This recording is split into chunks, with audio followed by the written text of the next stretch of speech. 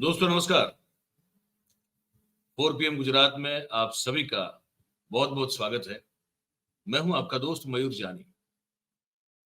दोस्तों, इस वीडियो में हम फिर से एक बार जो वो यात्रा है जो अभी भी चल रही है, जिसका नाम भारत जोड़ो यात्रा रखा गया है, जहां राहुल गांधी अलग अलग जगहों पर जाकर मिल रहे हैं।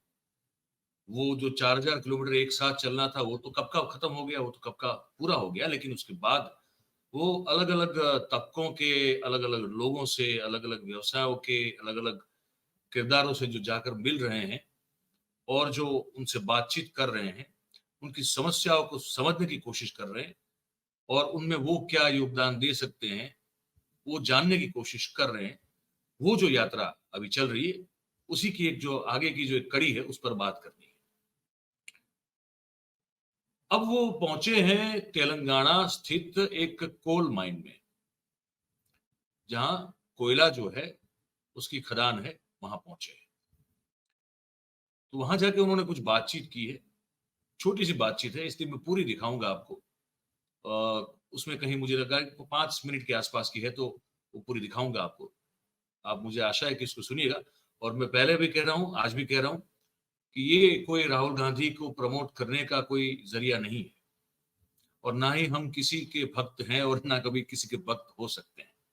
लेकिन अगर कोई राजनेता इस देश में लोगों तक पहुंचने की कोशिश कर रहा हो, तो उस कोशिश को जरूर से एकदम नजदीक से देखना और समझना जरूरी हो जाता है। बहुत ही महत्वपूर्ण बात हो जाती है। और वो हम बतौर पत्रकार, बतौर जर्नलिस्ट कर रहे हैं, वही करते रहेंगे। राहुल गांधी का ये कृत्य आपको कैसा लग रहा है, कैसा नहीं लग रहा है, वो आप अपनी, बिल्कुल अपनी जो राय है, ये जो उनकी कोशिश है, आप उसके बारे में क्या सोचते हैं, वो हमको आप लिख के बता सकते हैं। आपकी सभी राय का स्वागत है। हाँ, वो अमर्यादा वाला जो शब्दावली लोग जो इस्तेमाल करते हैं, वो लोगों का स्वागत हम एक्चुअली नहीं करना चाहेंगे, क्योंकि उनका ऊपर का जो माला है वो पता नहीं कहीं गिरवे उन्होंने रखा हुआ है। लेकिन जो तर्कपूर्ण रूप से अपनी बात रखना चाहते हो, चाहे पक्ष में विरोध में, वो दर्शकों की अपनी राय और अपनी सोच होती है, उसका हमेशा स्वागत होता है। तो ये कोई इनका महिमा मंडन नहीं है। लेकिन ऐसा एक ही व्यक्ति कर रहा है, तो बड़ी जिज्ञासा रहती है कि अब क्या, कहाँ जा रहा है, क्यों जा रहा है, किससे बात कर रहा है, क्या कर रहा है। तो इसी को लेकर हमने सोचा कि इस वीडियो में इस पर बात करेंगे, और उन्होंने क्या बातचीत की वो भी आपको दिखाएंगे।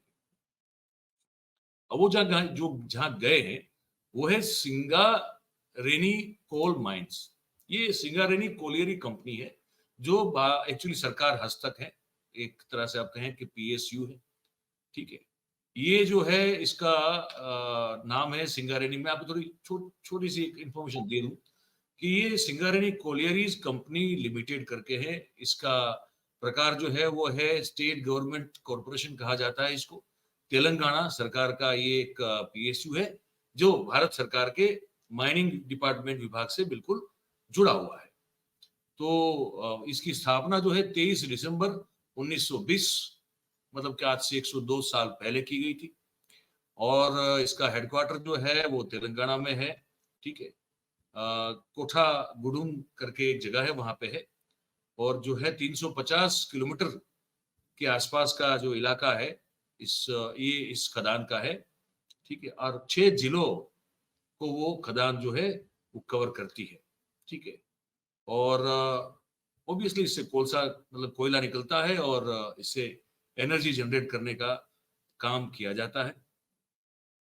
2020 तक का जो आंकड़ा है वो दिखा रहा है कि उसमें 43,895 लोग जो हैं वो इसमें काम कर रहे हैं। ठीक है। अब ये क्यों गए राहुल गांधी वहां पे? तो उनका कहना ये है कि उनकी परेशानियां सुननी थी, और उनको सुनकर ये राहुल गांधी कहते हैं कि पता चला कि हर तकलीफ की जड़ जो है वो खदानों का निजीकरण है। और ये निजीकरण लेबर लॉज जो है उनके साथ खिलवाड़ है, और श्रमिकों को बंधुआ मजदूरी में धकेलने का जरिया है। इसका फायदा कुछ पूंजीपतियों को मिलेगा, और नतीजा वही होगा कि जो लंबे समय से कहते आ रहे हैं कि अमीर और अमीर होगा, और गरीब और गरीब होगा। तो वो जो बातचीत है पूरी, वो मैं आपको अब सुनाना चाहता हूँ। अनएडिटेड है, आप पूरा इसको सुनिए, उसके बाद फिर बात करते हैं। नमस्कार।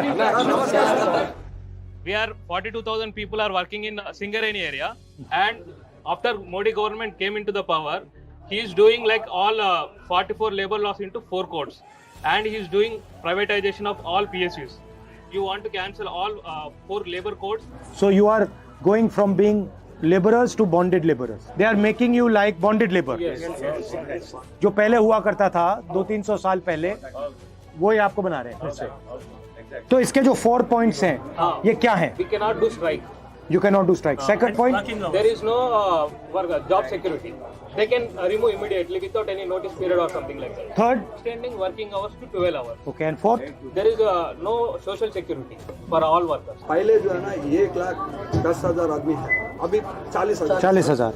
लेकिन 40,000 नहीं है सर, अभी भी 1,10,000 है, लेकिन परमानेंट कर्मचारी नहीं है सर। अभी ये एक बात है सर, इसमें क्या है, जो इंडस्ट्री चलाने के लिए जितना भी जो व्हीकल्स है और जितना भी जो इक्विपमेंट्स है, डीजल पेट्रोल जो भी है, किसी में भी कम नहीं है सर। लेकिन लेबर जो है ना बहुत सस्ता मिल रहा है। ये लेबर का जो पैसा है बड़ा आदमी ले रहा है, तो बड़ा जो अंबानी है, अदानी है, जो इन लोग जो है ना वो अपना पेट बढ़ा रहे हैं। आप यहाँ ये जो प्राइवेटाइज कर रहे हैं, ये आप इसको रोकना चाहते हैं। Yes, sir. हाँ, Yes, sir, yes, sir, sir. आप करते क्या हो? मैं टेक्नीशियन सर, मैं फिटर हूँ। फिटर है। फिटर हूँ, मैं वो सिर्फ यही महीने में काम करता हूँ। अच्छा, और आप? अंडरग्राउंड में काम करते हैं। और प्रोडक्शन जो रहता है ना सर, वो E&M काम करते हैं। लाइक जो भी सामान है वो शिफ्ट करना है, हम लोग करते हैं। मतलब गाड़ी मशीनरी के साथ करना है वो करना है। गवर्नमेंट था जब एग्जाम्पशन था, अभी बीजेपी गवर्नमेंट आए, एक पैसा भी एग्जाम्पशन नहीं है। हम एक अंडरग्राउंड बार भी बजट सर नहीं। अब क्या हुआ ना, मैं आपको बताता हूँ। पहले डायरेक्ट टैक्सेस होते थे, जैसे इनकम टैक्स होता था। अब ये इन्होंने जीएसटी लागू कर दिया। अब जीएसटी में क्या होता है, अगर आप कुछ खरीदोगे और अंबानी कुछ खरीदेगा, तो आप भी उतना टैक्स दोगे, वो भी उतना टैक्स देगा। ये गलत जीएसटी किया है, और ये जो कमजोर लोग हैं, किसान हैं, मजदूर हैं, छोटे व्यापारी हैं, इनको मारने का और इनका पैसा छीनने का तरीका है। सर एक बात है सर, ये जो जीएसटी जो बना है सर, पहले जो है ना टैक्स लगता था, टैक्स लगने के बाद ये जीएसटी लगा रहा है, ये जीएसटी का भी अलग ले रहा है दुकान वाला, अभी वो भी ले रहा है, ये भी ले रहा है। इंदिरा गांधी जी जो है ना, ये गवर्नमेंट अंडरटेकिंग गवर्नमेंट बनाया सर, नेशनल। इससे जो है ना हम लोग जो है ना ये अंडरटेकिंग गवर्नमेंट में आ गया, तो हमारा सैलरी भी जो इंक्रीमेंट बढ़ गया। तेलंगाना आने के बाद एम्प्लॉयमेंट बहुत कम हो गया, हमारा बहुत नुकसान हो गया। पूरा वो चीज बना रहे हैं लोग, अंडरग्राउंड निकाल दे रहे। अंडरग्राउंड निकालने से क्या होता, मैन पावर कम होता, वो चीज बना से मिशनरी वर्क ज्यादा होता, लिहाजा मैन पावर मतलब बड़े लोगों को ज्यादा फायदा होता है। बड़े लोग ज्यादा फायदा होता। यहाँ पे क्या क्या प्राइवेटाइज कर रहे हैं? ये तो सिगरेट प्राइवेट करते बड़े साहब, अंडरग्राउंड भी प्राइवेटाइजेशन कर रहे हैं सर। रूप होल्डिंग बोलते हैं, सेफ्टी के लिए रूप होल्डिंग करते हैं। तो अगर आप मुझसे एक या दो चीजें चाहते हैं, वो सबसे जरूरी चीज क्या है? ईयर में 3 महीने सैलरी कट हो जाता है, आईटी 3 महीने चले जाए सर, ऐसे जितना है 12 महीने काम करता है तो 9 महीने साल के अंदर बड़ा कॉन्ट्रैक्टर्स को उसको दे दिया सर। और सिंगरेणी का पैसा पूरा अभी तक 20,000 पैसे वो बाकी की है। In the time of Indira Gandhi, 600 guest house before 600 coal mines were nationalized and people got jobs, government jobs, secure jobs. Now what happened, Modi ji is doing is that he is all blocks, whatever the coal blocks in our India is keeping in auction. That means all who are having the money in their pocket, they can take the blacks and doing their illegal mining also doing it. So our sincere request is to please keep in the manifesto. So Congress national manifesto. yes.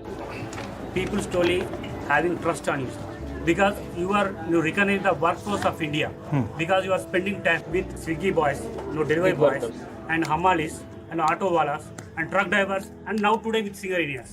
That means you are giving support to the workforce of India. Definitely I can say you sir, you will be the Prime Minister of India, no doubt in that. Please continue with support with workforce. See, I think that किसानों की और जो मजदूर हैं उनकी रक्षा नहीं करेंगे, India आगे ही नहीं जा सकता। Yes. मतलब काम आप करते हो, बोझ आप उठाते हो, आपके कंधे उठाते हैं और फायदा कोई और उठा के ले जाता है, और ये मतलब बढ़ता जा रहा है।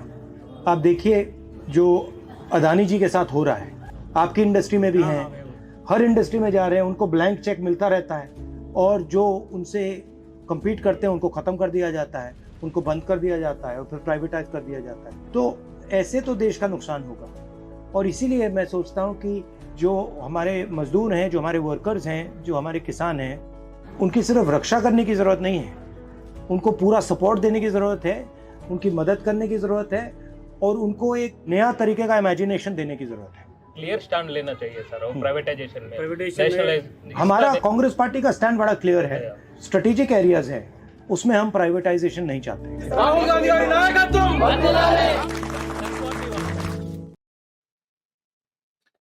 ये 5 मिनट 19 सेकंड की ये पूरी बातचीत थी, जो हमको लगा कि ऐसे आपको पूरी दिखा देनी चाहिए, क्योंकि जरूरी लगा हमको ये बातचीत।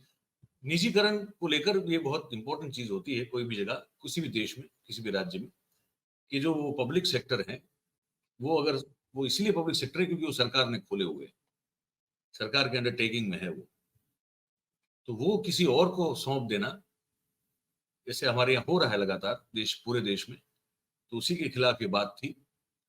हमको लगा कि कोयला के खदान में काम करने वाले जो लोग हैं उनकी भी बात आप तक पहुंच जाए, तो ये जरूरी है, तो इसलिए आपको सुना दिया। अब आप जो भी सोच रहे हैं इस पूरे प्रस्तुति को लेकर, और ये जो मुलाकात की राहुल गांधी ने ये कोयला खदान के मजदूरों के साथ, कर्मचारियों के साथ, उसको लेकर आप जो भी सोच रहे हैं वो हमको लिख के जरूर से बताइएगा कमेंट करके। और जो हमारी बात है वो अगर आपको सच्ची और सही लगती है तो फिर आप इस वीडियो को लाइक करें, इस वीडियो की लिंक को आप हो सके उतना शेयर करें, और हमारे जो ये चैनल है 4PM गुजरात, उसको आप सब्सक्राइब करें और अपने आसपास के लोगों से करवाएं। बहुत बहुत धन्यवाद करते हैं आप सभी का इस कार्यक्रम में हमारे साथ जुड़ने के लिए। Thank you very much. नमस्कार।